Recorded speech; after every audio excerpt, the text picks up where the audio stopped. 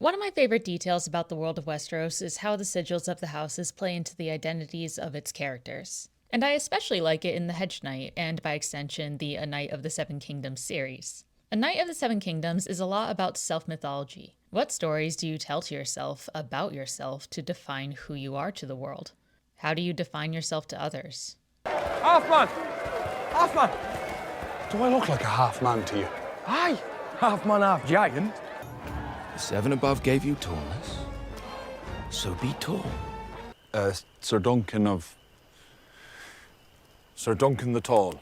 You have the members of nobility who take pride in their family sigil, drawing from it, or even just feeling like they're saddled with a certain identity because of it. The Fossaway brothers are the most obvious example of this, where their sigil is a red apple on a golden field. Stephen Fossaway uses this house analogy to talk down about his cousin, calling him not yet ripe. And when Raymond refers to Stefan, he snips back, calling him rotten to the core, but concedes that Stefan is the senior branch of the apple tree. You get fun traditions and presentations like the bee aesthetic that is added to the Beesbury funeral, and the Targaryens are often referred to with this interchangeable association with dragons. And in the book, Targaryen children like Aerion drew so much comfort from the family identity and being associated with this family sigil that they made it their entire personality. That's literally why we have a plot. He considers himself a dragon reborn and takes it personally when a puppetress tells a story about a prince going to slay a dragon to rescue a princess. And while in the show, the puppet is more of a replica of what dragons actually look like, I really do want to emphasize that in the book, it is a tiny marionette, which makes it all the more unhinged.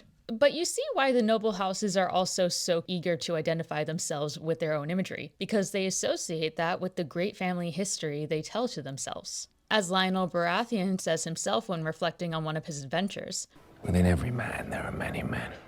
That I had to do.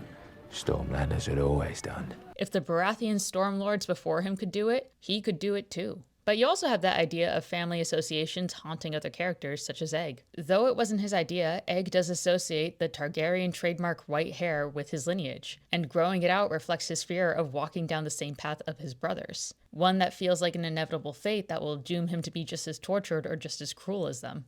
You also have the Targaryens themselves, who feel like it's beneath them to attend public events such as a tournament. It's not his fault Father bade us attend this miserable circus.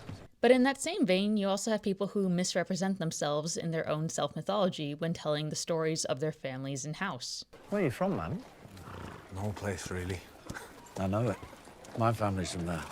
Sir Donald of Duskendale is my personal favorite example of this, where when he's trying to relate a bit more to Dunk, he distances himself from a fellow Kingsguard by saying that his family were crabbers of Duskendale, implying more humble, lowly origins. Now to Donald, that's technically true. He's not a nobleman. He would be seen as lesser always to noble Kingsguard. But that statement in conversation does seem to imply that the distance between himself and Duncan is not much further than the extension of his hand. But as Egg reveals, it's actually more like a football field gap, because Duncan was thinking of a single crabbing ship, not the largest crabbing fleet in all of Westeros. But to Donald, he's still just a crabber. And so all of this comes together to call into question how Dunk, a man who has no house sigil, and could not even adopt the sigil of the man who raised him, chooses to present and represent himself. He was a boy who hardly knew his parents in Flea Bottom. He doesn't have a family legacy of the hundreds of men who came before him who would have set the expectation for who he would become. He can't look to the legacy of the Winged Chalice to set an example and define who he is, so he has to make his own identity by selecting his own set of knight's arms.